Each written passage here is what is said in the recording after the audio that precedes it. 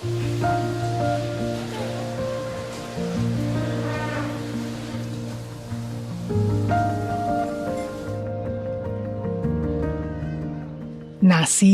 masih menjadi andalan sumber karbohidrat kita. Ada yang bilang, belum makan kalau belum makan nasi. Meskipun kita punya sumber karbohidrat lainnya, seperti umbi-umbian hingga sagu. Tapi, petani kita menghadapi masalah yang terus berulang.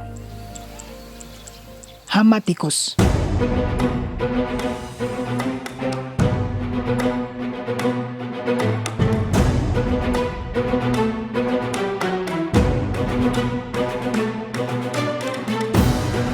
Petani padi di Desa Gombang, Kecamatan Sawit, Kabupaten Boyolali resah dengan serangan hama tikus yang merusak tanaman padi mereka. Saudara, tanaman padi di Desa Selat, Kecamatan Susut, Bangli, Bali terserang hama tikus. Petani terancam gagal panen. Kan kita sampaikan ke petani, kita tidak akan menghabiskan tikus karena tikus nggak bisa habis.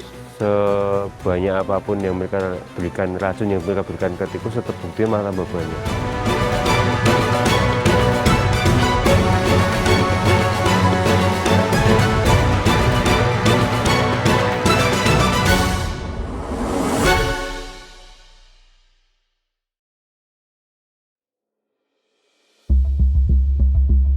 Akibat serangan hama tikus dipastikan dari 35 hektar tanaman padi di Desa Titik, Kecamatan Semen, Kediri, setengahnya mengalami kerusakan. Petani padi di Desa Gombang, Kecamatan Sawit, Kabupaten Boyolali resah dengan serangan hama tikus yang merusak tanaman padi mereka. Seperti kita pahami bersama, populasi tikus yang berlebih menjadi momok bagi petani. Karena populasinya yang banyak, maka kita sebut dengan hama. Ini akibatnya. Tanaman pertanian seperti jagung, umbi-umbian, dan padi sering menjadi sasaran tikus. Tak sedikit yang gagal panen akibat serangan hama ini. Tikus sangat suka karena pertama ketika benih disebar, mulai muncul tunas, itu berarti kadar gulanya tinggi. Nanti ketika dia sudah di masa bunting, masa benih sudah siap berbunga, dia kadar proteinnya yang naik. Jadi mulai tanam sampai pasca panen, hasil panen disimpan pun. Kalau padi itu kan semua hama terbesar, musuh terbesarnya adalah tikus. Di sawah kalian, di ladang kalian, ternyata ada tikus yang mengganggu, bahkan merusak tanaman kalian. Dan obat yang saya gunakan ini adalah oli bekas, teman ya. Merasa resah, petani pun memburu tikus dengan berbagai cara. Salah satunya adalah dengan racun. Di sini saya pakai Kompin Plus ya untuk mengurangi hama tikus. Tutorial seperti ini banyak dibagikan di media sosial seperti YouTube. Sebanyak apapun yang mereka berikan, racun yang mereka berikan ke tikus, tetap buktinya malah tambah banyak. Nah, itu kita jelaskan secara ilmiah ini loh. Yang terbunuh oleh kalian itu jantan apa betina. Padahal satu jantan itu bisa punya 2-4 betina. Ya, dulu kasus misalnya warga gerobyok tikus ya dapat 200 gitu. Coba dihitung betina ada berapa? Betina cuma ada 4. Oke. Anggap itu 200 jantan semua, berarti ada 400 betina masih menunggu di sarang yang siap-siap untuk melahirkan anak-anak mereka. Dan ketika kita membunuh tikus secara masif begitu, itu bahaya lain muncul. Bahaya? Ada mitos kalau kita membunuh tikus nanti tikusnya akan ngamuk, teman-temannya akan ngamuk. Iya sih, itu penjelasan paling umum ya ngamuk. Tapi kalau di zona ilmiah ya ada, bahwa ketika sebuah area itu kehilangan para pejantan-pejantannya, berarti kehilangan para penjaganya, tikus dari populasi lain akan masuk. Ya kalau satu populasi, kalau tetangganya ada 2, maka masuk. Dan itu rebutan wilayah. Cara menandainya apa? Menandai dengan cara dia merusak, menggigit tanaman yang ada di situ sebagai penanda wilayah mereka, saling menandai. Caranya menggigit, merusak, makanya bilang ngamuk. Semua tanaman dirusak, ya. Itu mereka sedang konflik dan bertukar komunikasi bahwa mereka sedang memperebutkan wilayah itu. Dan itu dampaknya lebih merusak. Bang, saya aja ngap, guys. Ngap. Bagi kita, itu adalah pengerusakan. Tapi bagi tikus, itu adalah penguasaan wilayah. Target kita sudah tertangkap satu ya. Ini dia. Kita masih cari lagi. Seperti ini saya ada temennya oh, ning jero.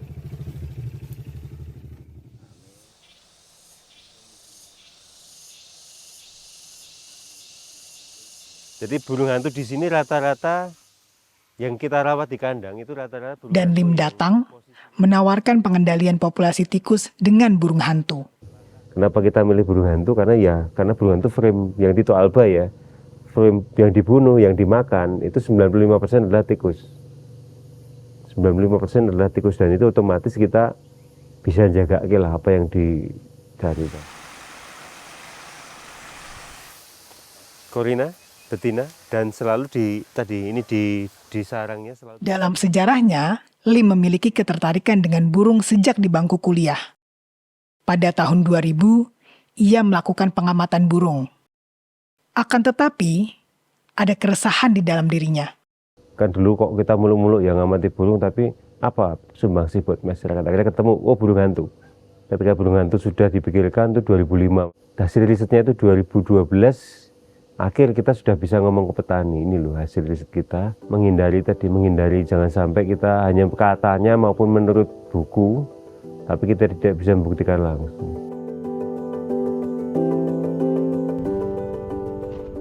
Riset menyatakan, burung hantu bisa menyeimbangkan populasi tikus. Lalu, dari mana mendapatkan burung hantu? Baginya, mengundang burung hantu liar lebih tepat dibandingkan membeli. Sebab, populasi burung hantu juga tinggi. Tinggi tapi tidak merata, artinya ada banyak tempat yang dilalui tapi tidak pernah disinggahi. Ada tempat bersarang seperti mengelompok ya, di dekat pemukiman, karena burung hantu itu Alba kan paling gemar tinggal di dekat manusia, di plafon, di gedung-gedung sekolah, bangunan-bangunan lama, bahkan di rumah-rumah warga yang masih aktif pun kadang dihuni. Yang asal ada celah sedikit dia bisa tinggal di situ, makanya mereka banyak. Burung hantu sebagai solusi untuk mengatasi hama tikus juga diamini Prabowo. Tapi, caranya berbeda. Di daerah sini saya dapat laporan hama tikus yang sangat pelik masalahnya. Dan yang paling bagus sekarang katanya adalah burung hantu. Waduh, ini harga burung hantu naik dong kalau sekarang itu ya, kira-kira. Sekarang 150.000. Lebih mahal dari enggak. Nanti saya bantu di sini ya. Saya bantu untuk berapa burung hantu yang saudara perlu. Ya, saya bantu. Benar ya. Perlu tambahan berapa? Burung hantu? 1.000 ekor. 1.000 ekor kali 150.000. 1.000 ekor. Berarti 150 juta. Baik, saya bantu. Hari ini juga. Ya. Pilihan mengundang burung hantu daripada membeli ada alasannya. Kita sudah ngitung, kalau kita menangkarkan itu kos biaya per bulannya berapa atau biaya per bulan gitu kan, mulai dari kita ngawinkan sampai nanti terbang itu per bulan kita habis paling enggak 1 sampai 1,2 juta per bulan. Jadi ya ekonomis. Dan kalau kita beli itu bahaya lagi kan. Berarti tempat lain juga diambil, memindahkan paksa. Berarti kita mengurangi populasi tempat lain. Mending kita narik, kita undang. Itu alami banget, dan satu lagi lebih gampang. Murah, gampang, kemudian angka keberhasilannya lebih tinggi. Dibanding kita memelihara dan menempatkan di sebuah lokasi. Perlu adaptasi, masih perlu lagi memberi makan. Mending kita undang biar mereka bekerja sendiri. Jadi kita hanya fasilitator, menyediakan tempat, menyediakan rekayasa sebuah tempat. Tempat itu cocok, mereka mau, silakan tinggal, silakan berburu. Prinsipnya mengundang, bukan membeli atau memelihara.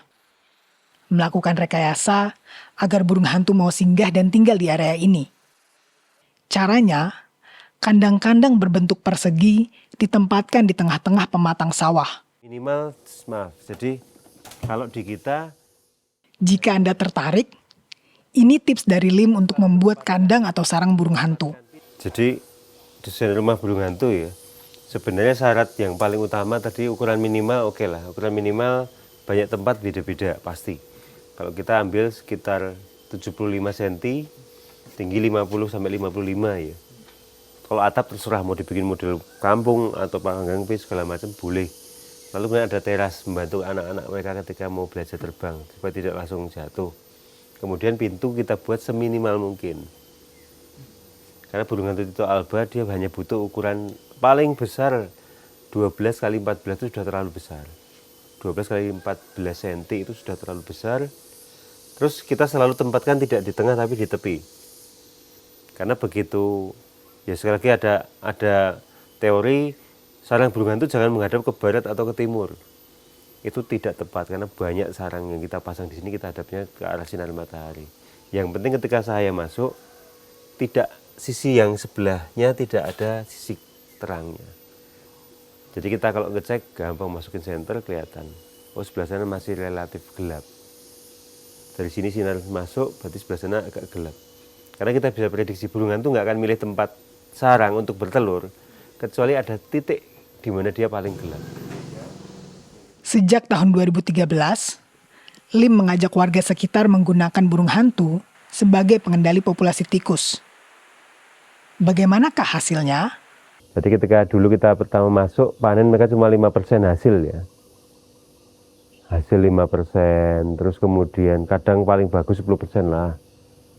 Tetap tidak menguntungkan buat petani lah, tidak ada hasil lah. Kemudian ketika program ini masuk, kita sudah sampaikan bahwa proses ini tidak akan cepat. Begitu program ini jalan, butuh waktu paling tidak 2 tahun, saya sampaikan. Kalau bapak-bapak betah, bapak petani betah, tunggu sampai 2 tahun. Hasilnya. Nah ternyata baru 6 bulan proses sudah kelihatan, panen sudah 50%. Terbantu. Kemudian 1 tahun lebih 3 bulan. 1 tahun lebih 3 bulan sudah panen raya. Bisa menyelamatkan hasil panen 90%.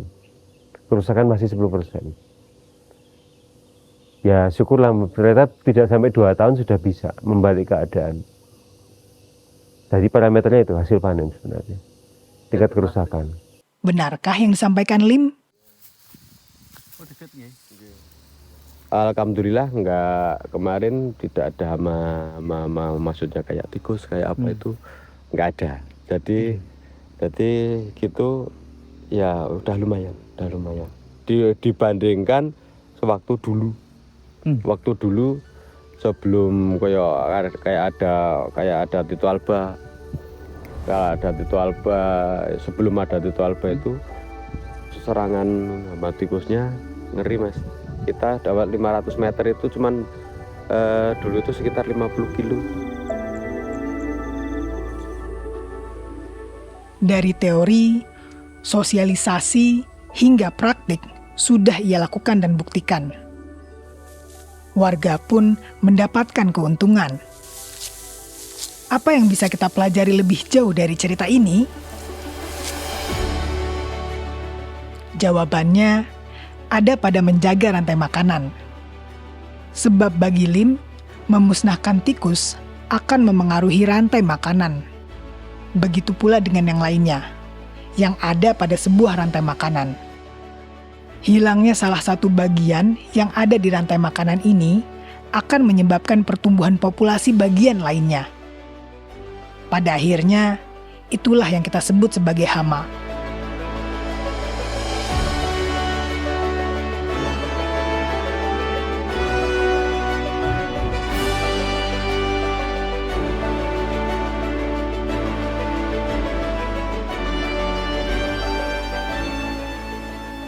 Kasus ulat bulu. Dulu sempat pernah heboh kasus ulat bulu. Di Jawa Timur ya, aku lupa tempatnya. Probolinggo atau di mana aku lupa. Jadi satu mereka ulat bulunya luar biasa nyerang ke warga. Itu kan karena mereka satu tadi ada penangkapan burung jelas. Kedua, waktu itu tren adalah bagaimana ternak semut angkrang. Semut angkrang itu padahal dia predatornya ulat bulu sebenarnya.